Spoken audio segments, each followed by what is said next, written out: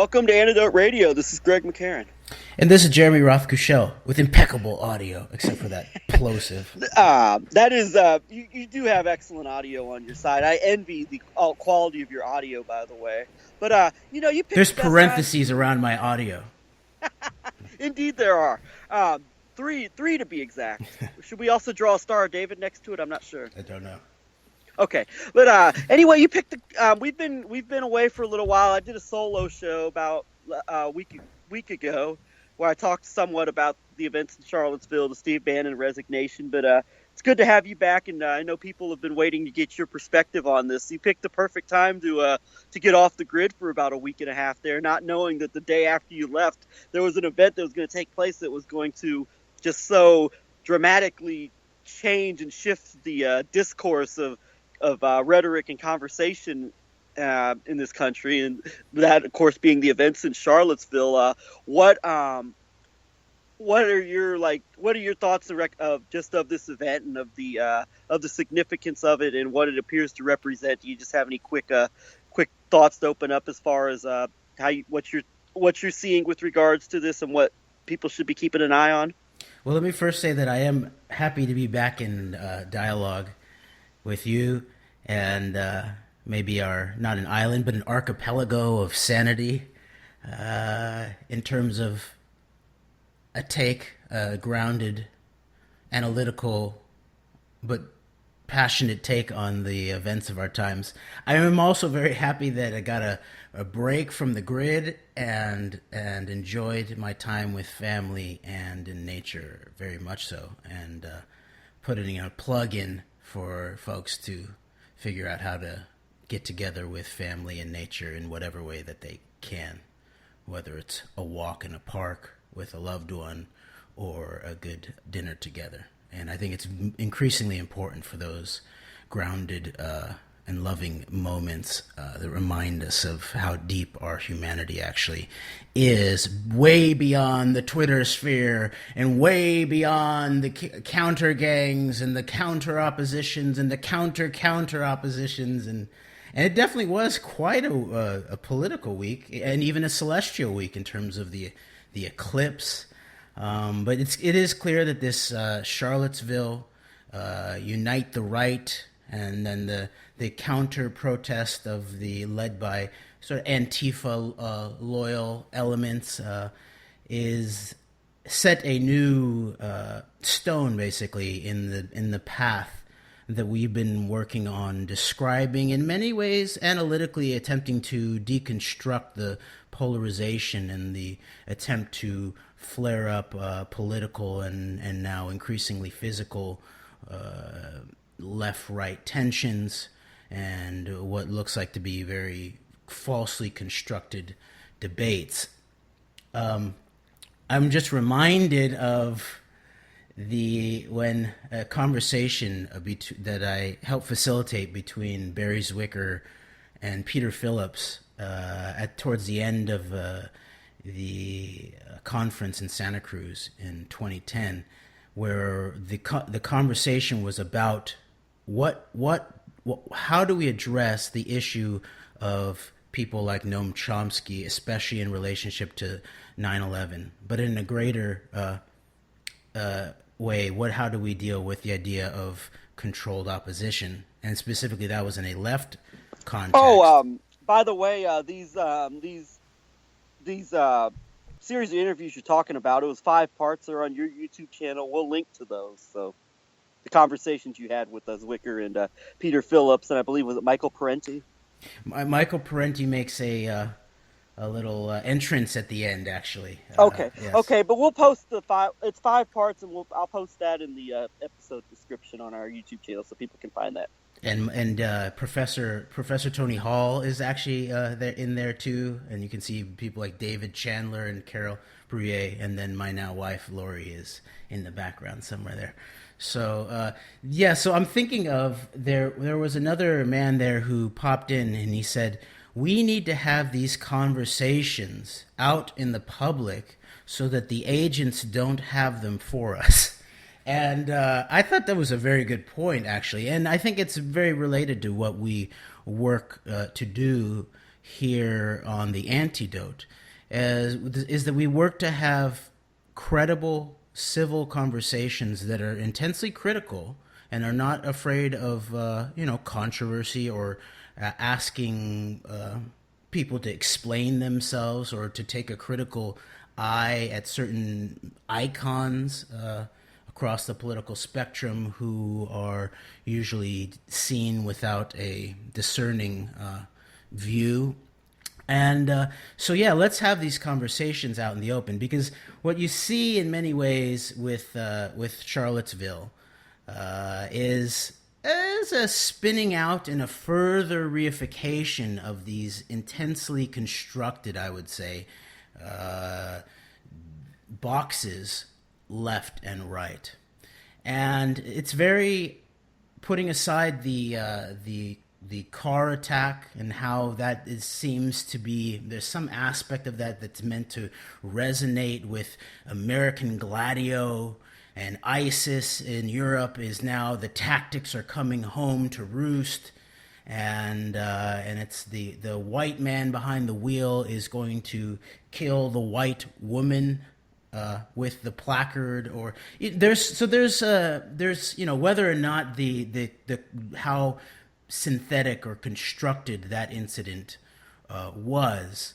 There are certain symbology or themes, a thematic through line in that.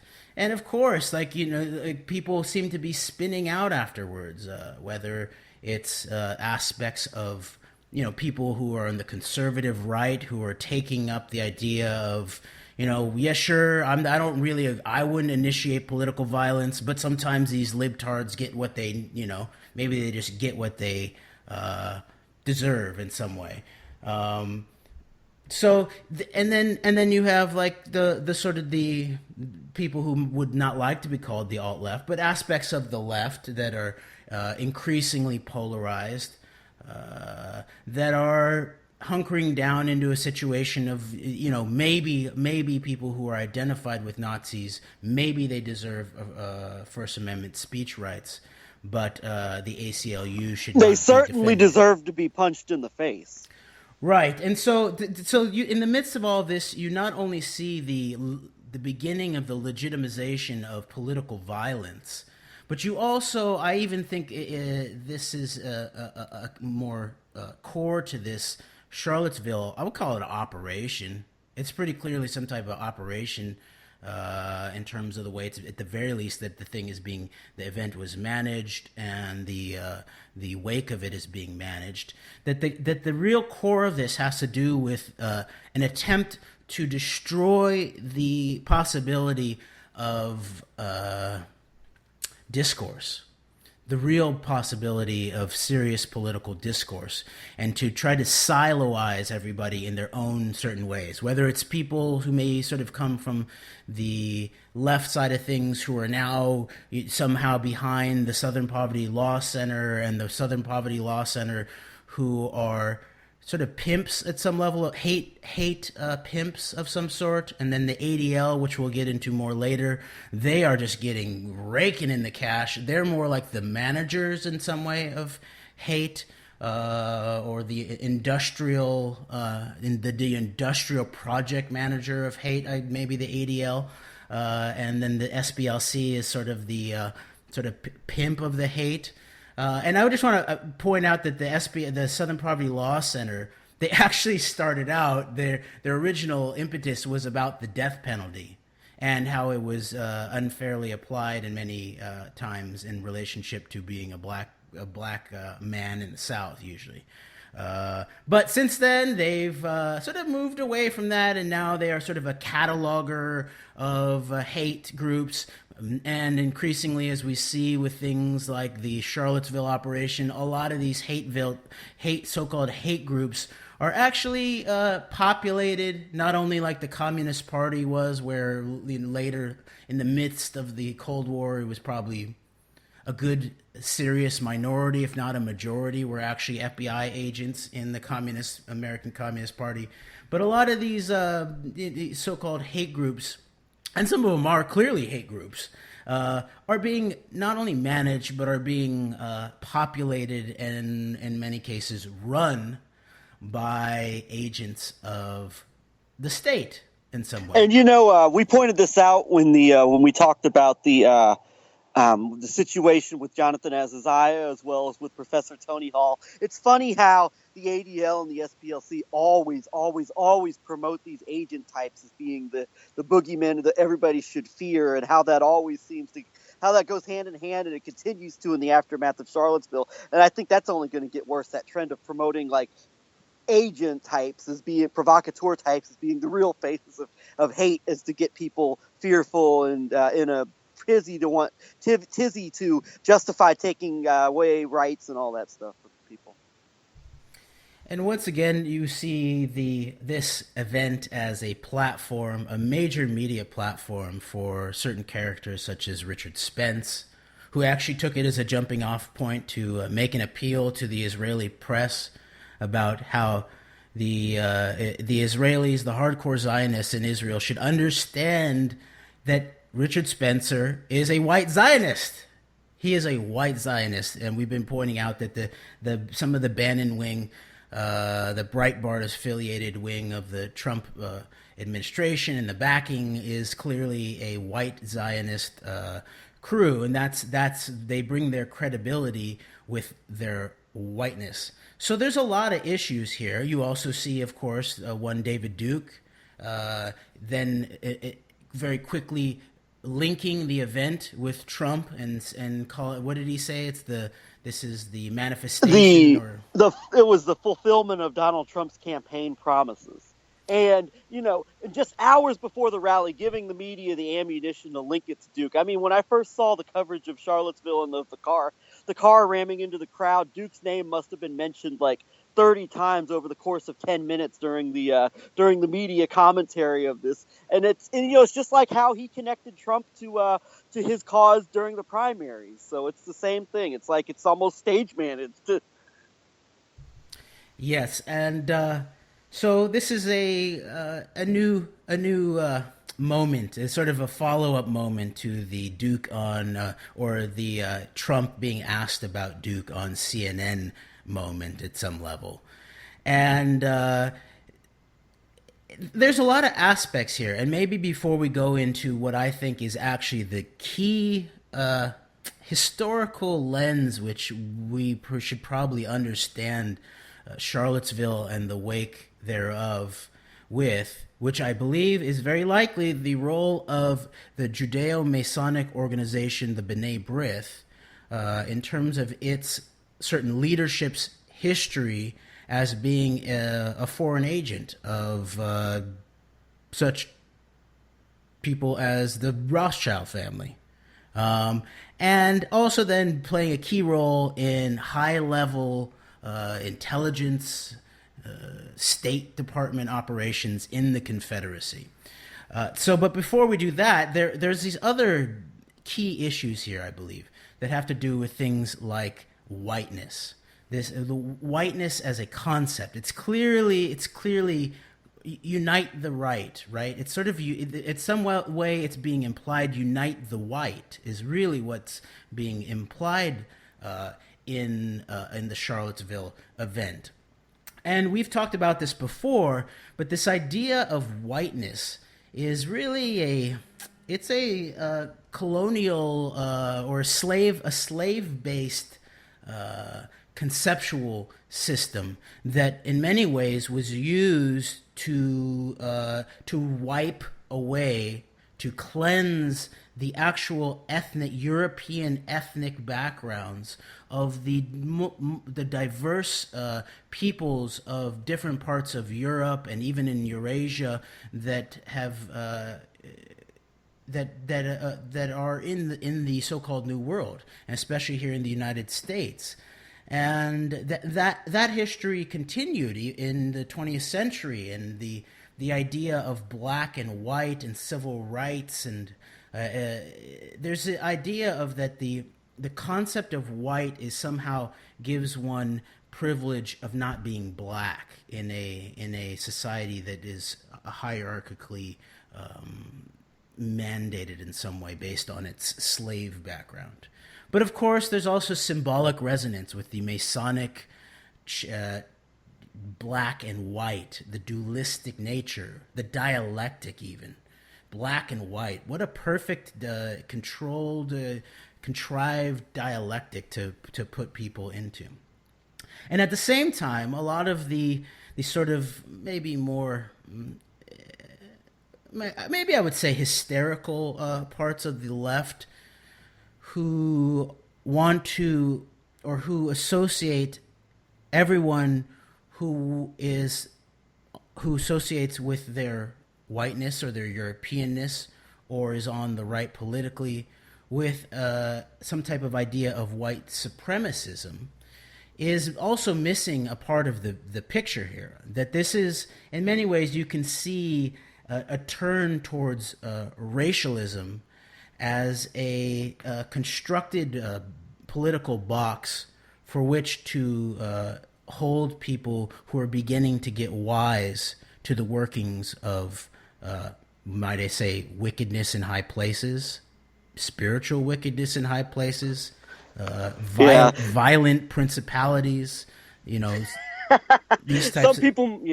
Some people have different names for it. Some people may call it the quote JQ. You can call it anything you want, but definitely there are elite circles that people are being led away from with all this constant emphasis on race and culture and divide and conquer. So call it what you want, but there's definitely some,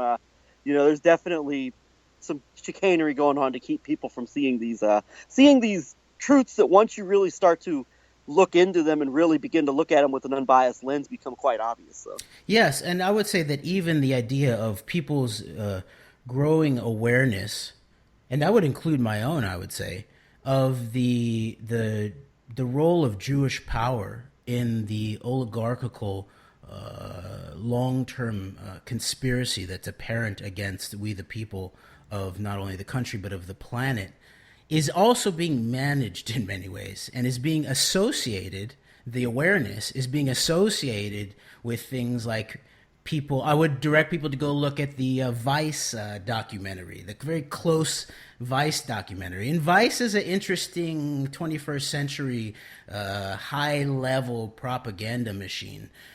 Lenny Riefenstahl for an era of high quality DSLs and access to the internet and quick editing, where you're very, very close to the action.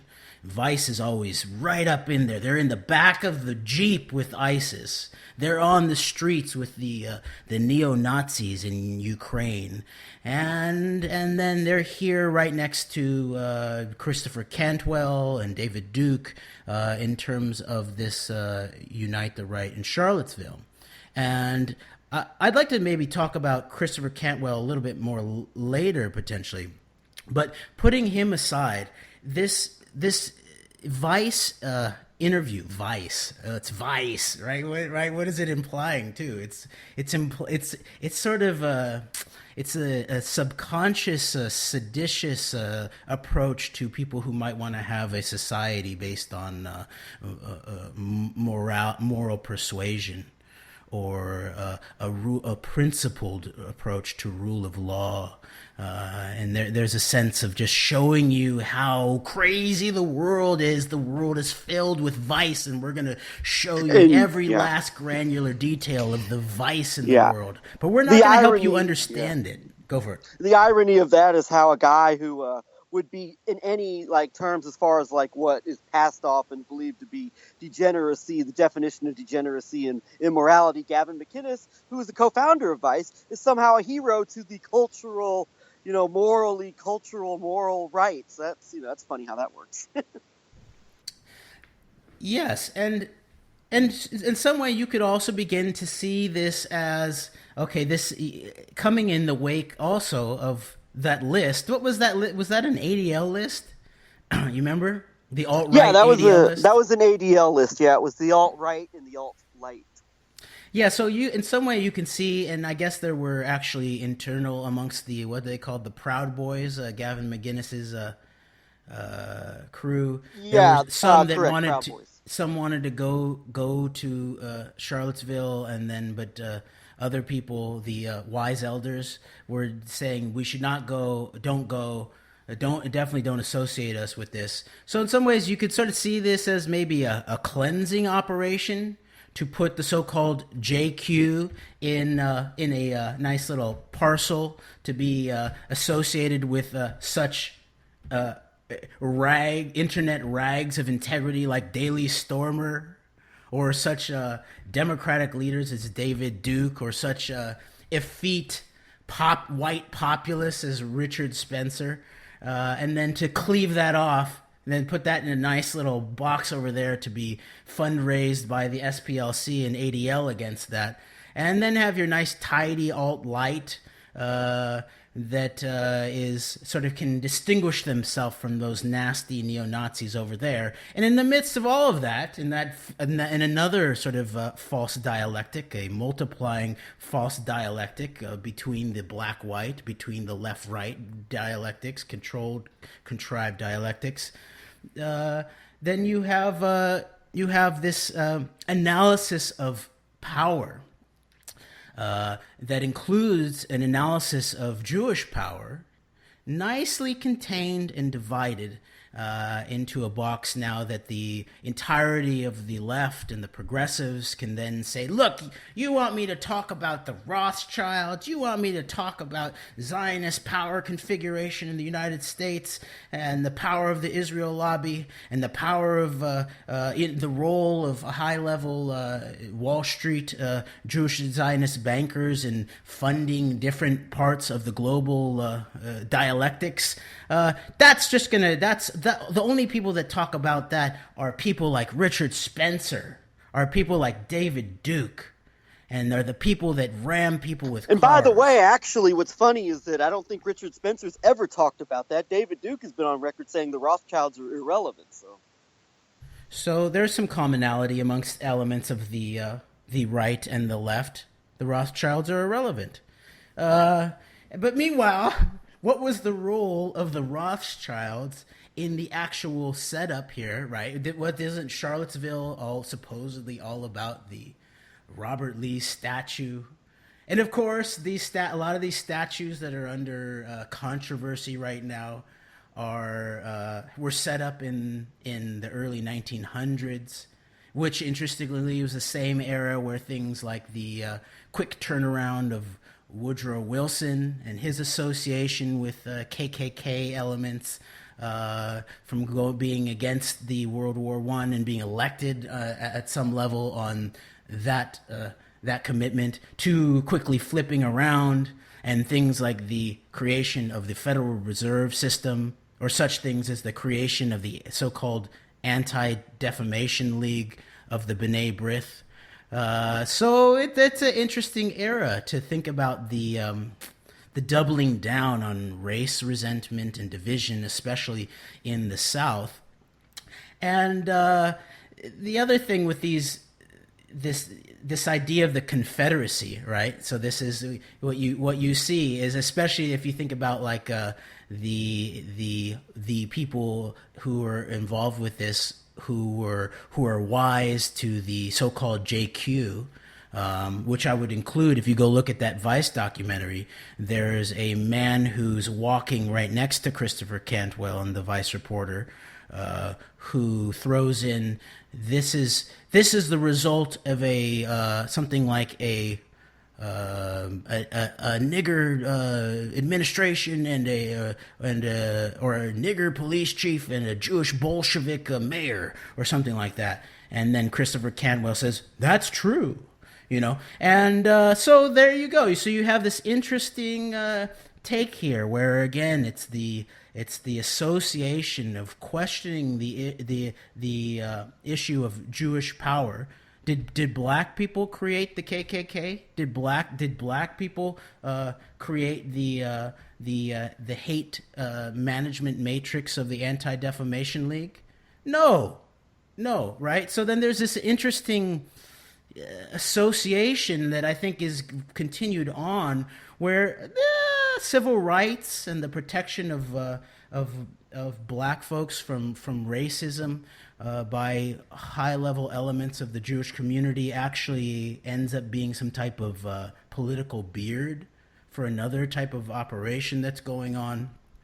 And so the reactionary counter gang of what the Daily Stormer crew, where it's I think it's interesting. People should go look at the presentation that Professor Hall organized with Dr. Barrett and me about Joshua Goldberg, and how Joshua Goldberg had Michael Slay had a great platform on Daily Stormer for a long time. And so there's a lot of questions there about the idea of the counter gangs, the sort of the counter gangs to encapsulate the calm and principled and might I even say academic in the best sense of the word, critical analysis of aspects of oligarchical Jewish power. That I would remind people that whether it's the history of what I call the Shoah in the European Shoah in terms of people of Jewish backgrounds, there was a treasonous collusion at the very least, let's say, with high-level elements of Jewish oligarchical power, including elements of the Rothschilds, and also going on down to the creation of the State of Israel. And many of the Zionist leaders were very clear that they not only, for example, the group that I brought up at the Kansas City Public Library, the Stern Gang, also known as Lehi, but let's call them the Stern Gang because they were sort of like associated with the totalitarian iconographical approach of the great single leader, and that was Stern. He was unabashedly a totalitarian. He wanted to set up a totalitarian Jewish state, and they made multiple inroads with the National Socialist Germans.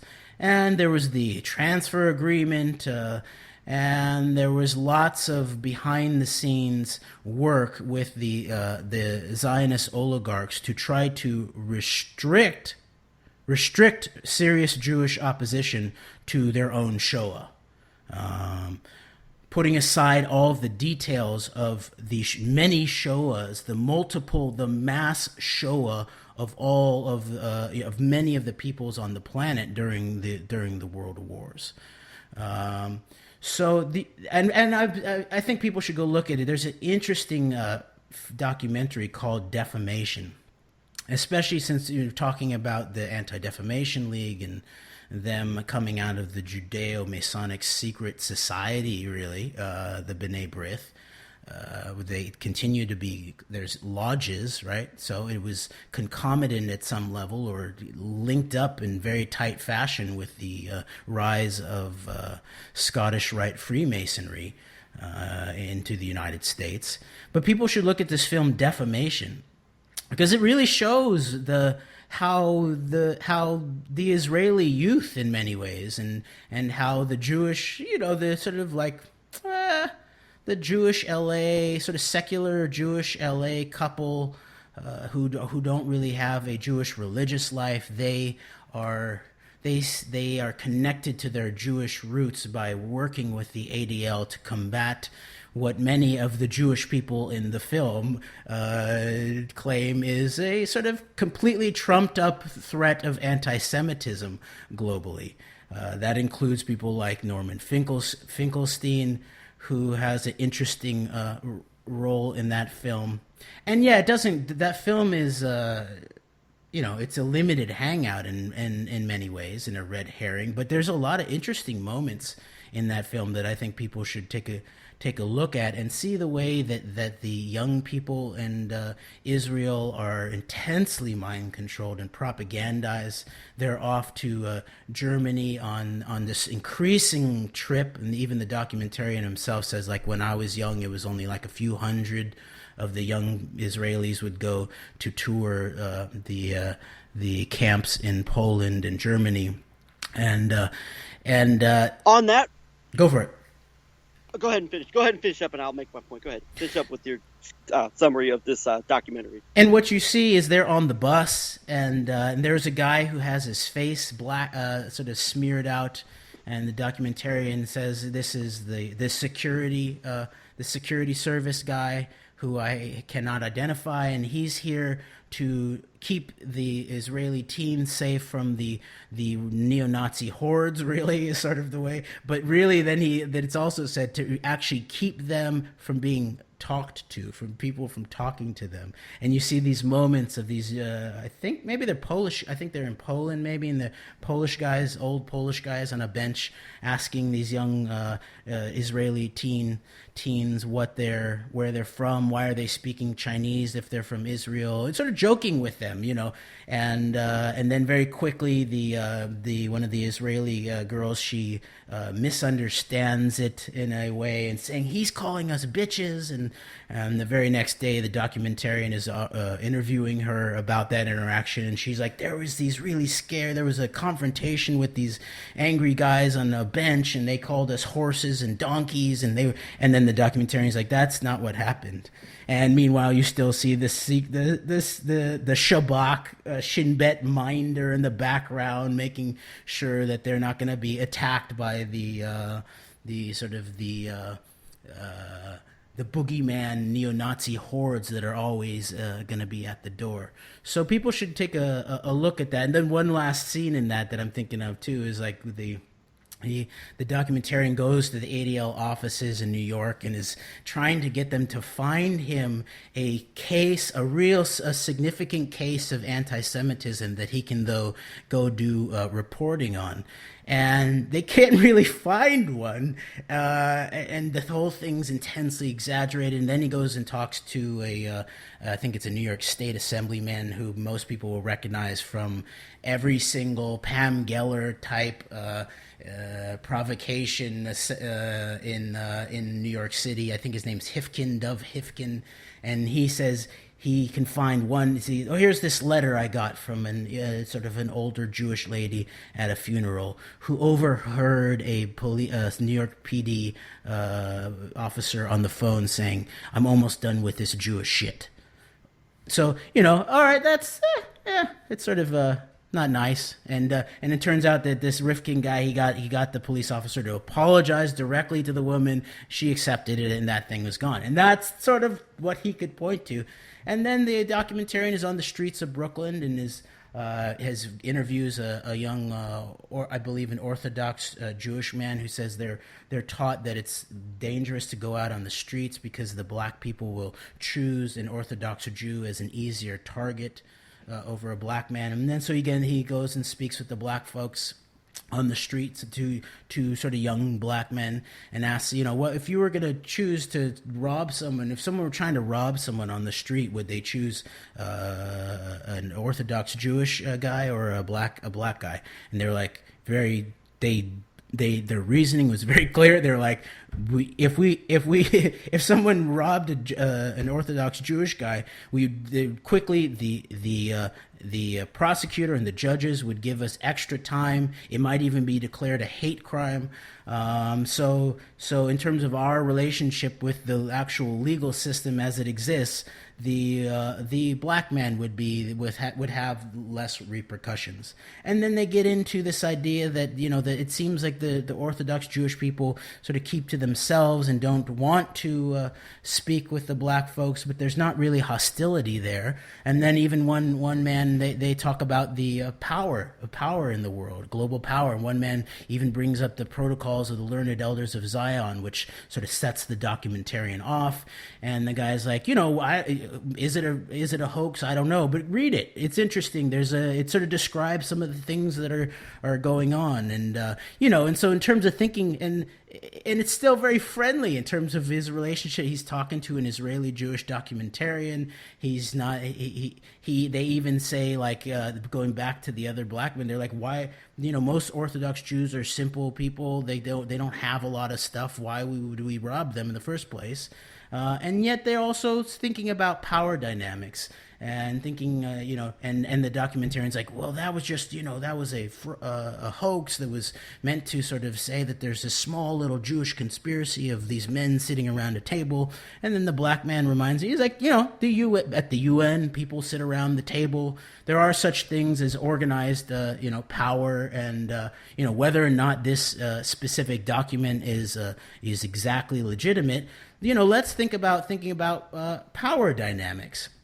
And so it's interesting. It does show the intense, reactivity in some way, and maybe it's a structural or an engineered reactivity of maybe the average Jewish person to things like thinking about Jewish oligarchical power, but thinking about the SPLC and the ADL into the fold. They would say that anybody who's going to talk about the protocols of the Learned Elders of Zion is one step away from calling for a revival of a neo-Nazi genocide against the Jews next week. And meanwhile, here's these sort of black folks. They're reasoning their way through things in a way where you see a lot more sort of emotional reactivity about these issues from the more privileged Jewish people in the film. And they're not, you can tell they're not thinking of they've read the protocols of the Learned Elders of Zion, and they're not out calling for the next Shoah on the streets of Brooklyn.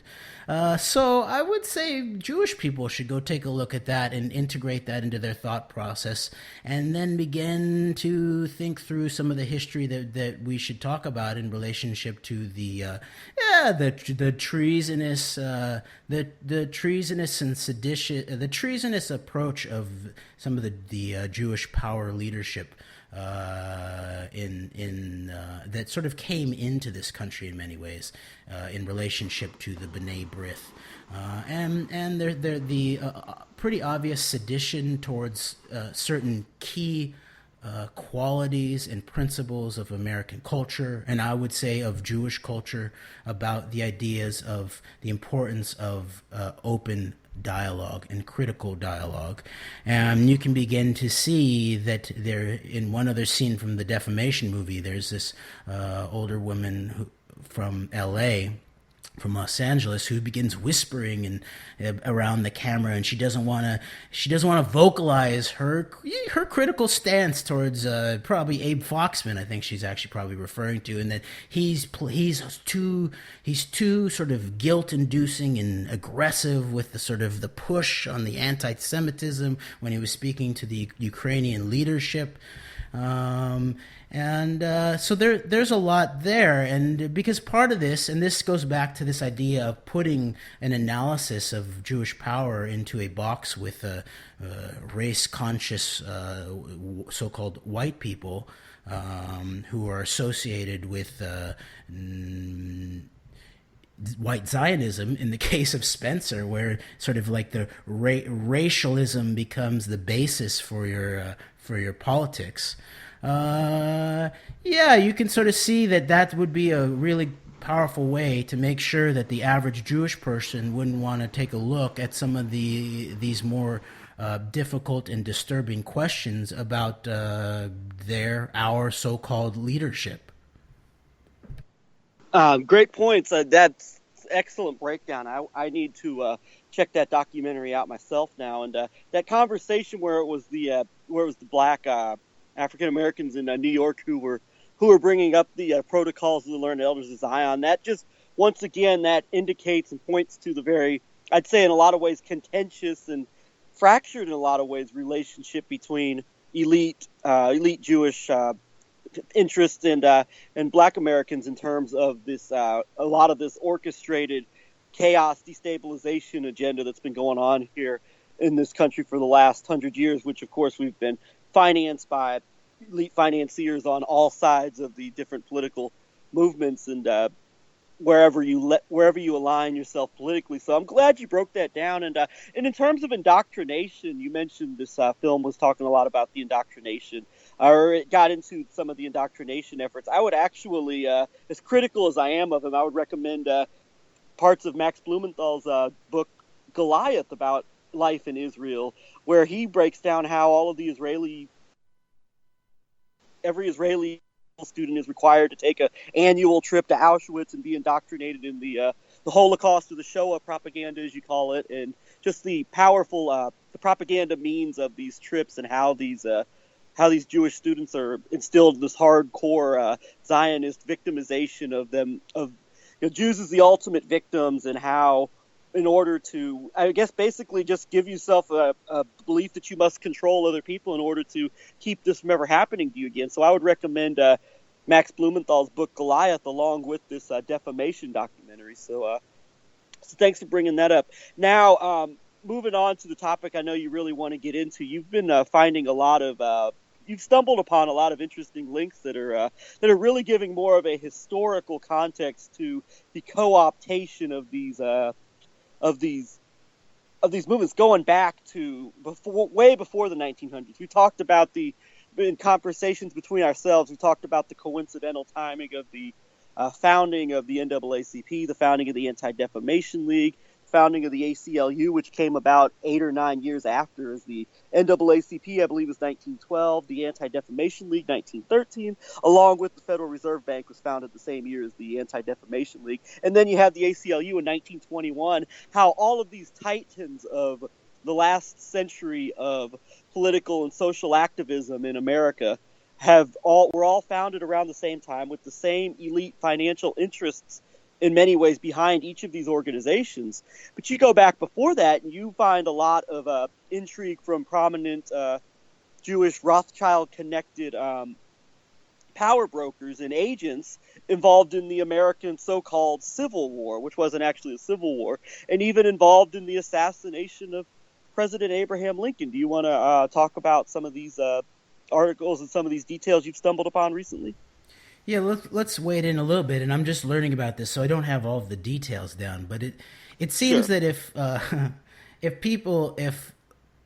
the legitimate right, let's call them people, let's even say people of European background, including in the South in the United States of America, we're looking for a symbol about the treachery against American life and American principles, then they would go look for someone like maybe Judah P. Benjamin, who was high level in the commanding levels of the Confederacy. Or they might go look at someone like a Simon Wolf, who I believe was high up in the B'Nai B'rith for something like 50 years in the wake of the so-called Civil War. And of course, it is the case. This is another part of our history that's difficult to talk about. That around what's titled the Civil War, that it was not slavery that was the main reasoning behind the Union leadership in terms of maybe an Abraham Lincoln. And you can find the quotes from Abraham Lincoln where he made it very clear that he was about preserving the Union. That was his main principle. And he said if he could preserve the Union without ending slavery, he would go ahead and do that. So we need to be able to have this conversation and disabuse ourselves of the notion that the preservation of the Union that drove someone like Lincoln was actually about a liberation of African Americans under the bondage of chattel slavery. Sure. Go for it. No, you're right, and I know we're just still learning a lot of this information. We're still just getting familiar with some of this information, so I don't want to make it sound like you or I have all the facts on this stuff, but we are really starting to get into this information, and it's just the significance of all of these B'Nai B'rith type, in some cases direct Rothschild representatives. Like I believe that it was it Judah P. Benjamin, I believe, was directly answered to the Rothschild representative in the United States at the time, which was August Belmont. and others. And so I don't think you have to know all of the exact details of the Confederate with B'Nai B'rith power representation, just that to understand the significance of these people and their involvement in the Confederacy, and also how these names pop up when you really begin to really look closer into the assassination of President Abraham Lincoln. So Yeah, so the people should go look at things like the Simon Wolf, this B'nai B'rith leader. And I would just point out that there were many other parts of the Jewish, even religious leadership that were very much for the abolition of slavery. And what you can see is these sort of very top levels of the B'nai B'rith conspiring to take them out in terms of their leadership positions. So if there were any single group that was intensely associated with the foreign-backed conspiracy of behind the push of the Confederacy to provoke what's now been called the Civil War, and this is not to eliminate the reasons or the responsibilities of aspects of the North in terms of it, but in terms of the preservation of the Union and the possibility of the American, the best of the American experiment, it's pretty clear that this Confederate conspiracy, backed by, most intensely by foreign powers such as the Rothschild banking syndicate, that this was an attempt to undermine that experiment in many ways. And so the B'nai B'rith is key player here. And what's that other group? The Circle of Golden Knights. What's it called? Name escapes me at the moment. Golden Circle of Knights, and they who ultimately became the KKK in many ways. And this guy Simon Wolf, he met with Lee. No, I almost called him Lee Harvey Oswald. But who's the guy who? You're thinking of John Wilkes Booth. John Wilkes Booth, the other three named weird guy who killed the president. He met with him that day, had drinks with him, and a lot of this is covered in, I believe, in aspects of B'nai B'rith history or associated historians who tried to whitewash it and say Wolf believed that Booth was a jilted lover, and that was the motivation. But meanwhile, behind the scenes, you see this long-term intelligence operation that included people like Simon Wolf and Judah P. Benjamin, and a line up to a Montreal bank that was part of this conspiracy. And then, of course, thinking back about that, probably again. One of the biggest crimes of Lincoln against this Rothschild syndicate was the money printing, was the greenback, was the idea of a national financial sovereignty to be able to print one's own non-debt, non-foreign financial interest-backed money to be able to pay one's debt and to circulate amongst the people so they could do commerce and trade with each other. And so supposedly this was a key sticking point and a danger. If this were to continue after the Civil War were over, this would be a big blow to some of the Rothschild plans. So this is potentially why it was towards the very end of the Civil War that the assassination happened. So there is that aspect. And so then you begin to look at the B'nai B'rith, and started, I believe, in the 40s as a Judeo-Masonic organization. By the way, you're the 1840s, by the way, just to clarify. Yes, correct, right, the 1840s.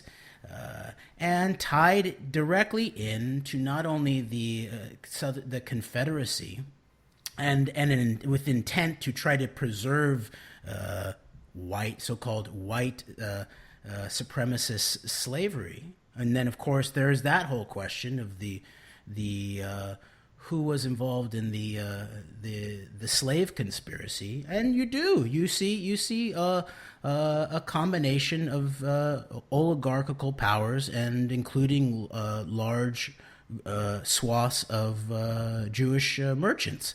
So this is a history that the average Jewish person of conscience, or let's just say of good faith, really should look into and see whether they maybe have a role in beginning to call out this legacy, because this legacy continues. This legacy is right now being hidden, or at least not being talked about, and is stoking these ongoing, these sort of cultural civil war, let's say to raise millions of dollars. George, Jeremy. What'd you say? Before we run out of time, do you want to talk a little bit about the ADL spying scandal of the 80s and 90s with the involvement of in some cases where it appears to be actual neo-Nazi elements may have been involved and actually been outed as ADL spies as an effort to go against the perceived enemies of the Anti-Defamation League and of their interests. Thank you very much, Greg, for keeping me on task here.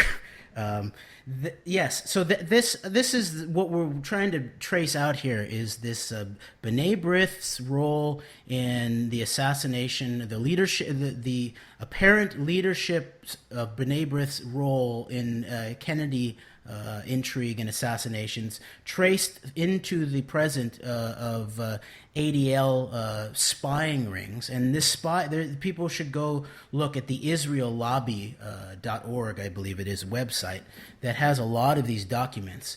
And it was uncovered in California, specifically out of San Francisco, but the Los Angeles office was sort of a key point of the ADL in a spying relationship with a San Francisco police officer who was tied into a sort of like a private contractor that was being paid by basically by a lawyer in Beverly Hills who was directly connected to the ADL. And they were collecting information, including private information, such as like the detective was apparently getting DMV information and social security numbers and things that were probably tied into national security sectors that someone had access to begin to put together dossiers in a very specific way about things like a lot of leftists, a lot of Arab organizations, especially those in solidarity with the Palestinians, also conservative and right organizations, also with white supremacist groups. But also the ANC was one of the files of this guy, Bullock, who was the Roy Bullock.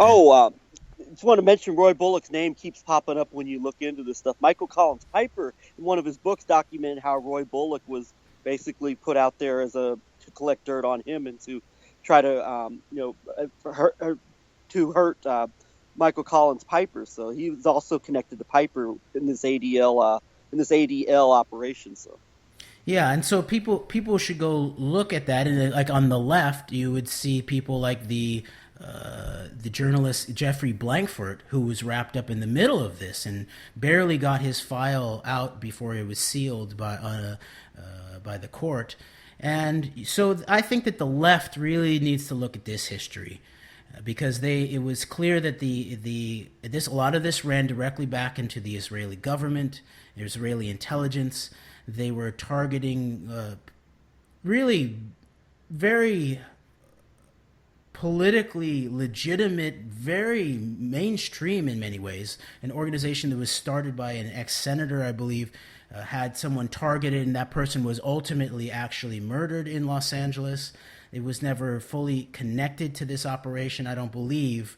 But this was the surrounding milieu here, including a deep connection with the South African intelligence at the time, where they were beginning to be under the duress of the divestment movement because of apartheid because of the apartheid government.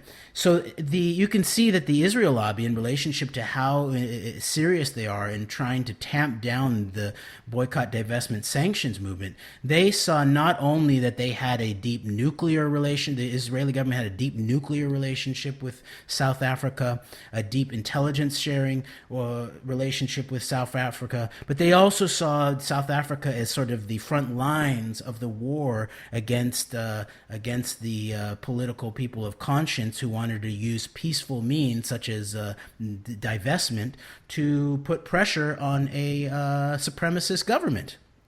So what does that tell you about the Israeli government? So people should really look into that spying episode. And I think that it really says a lot about what's still going on, what's probably been escalated. You had and what the ADL really is, that its beard is as a civil rights organization, and it works supposedly not just to protect the Jewish people, but to also protect all people from hate. But there is definitely a Judeo-centric, and in the background is a apparent Judeo-supremacist bent to what the program that is being pursued in relationship to the idea of anti-Semitism and defamation. And so I think the left really needs to grapple with this and call this out. And I would say the Jews of conscience really need to focus on this history, because this goes nowhere good. I would just lastly point out that in terms of the United States of America, the Bill of Rights is, I believe, an order of the significance of our rights. First Amendment is the freedom and the power of speech, and to not let that be undermined by these sort of constructed hate groups and constructed controversies out in the open. And then the Second Amendment is there as the showing that you're not a slave. You're allowed to defend yourself. You're allowed to defend yourself in a moral manner. You're allowed to maintain the physical and, I would say, mental apparatus to be able to defend oneself. And then I would point out the Third Amendment, which is usually forgotten, was about the quartering of soldiers in homes. So we've already seen NSA treason, where all the back doors of our phones. We've talked about that in one of our previous shows. But then when you think about the ADL spying for a foreign military power, and what's beginning to be uncovered about the Jewish Federation's relationship with Israeli military intelligence contractors, how much more unconstitutional, illegal is it for anybody involved with any type of government to be dealing with a foreign military power's occupation of our technology, talpiot, or of our home devices, in terms of being linked right back into Tel Aviv. So these are some of the questions Indeed. that are coming up in our mind, and Yes. I guess we've run out of time. And I appreciate you very much, Greg, for trying to get us to at least sketch out this domain. That's all good. Hey, it's all good. We're getting this information out, and that's what matters. And I appreciate so much the value and input you're bringing to this. So. All right. Well, until next time, Antidote. Truth, peace, justice, Out. freedom out.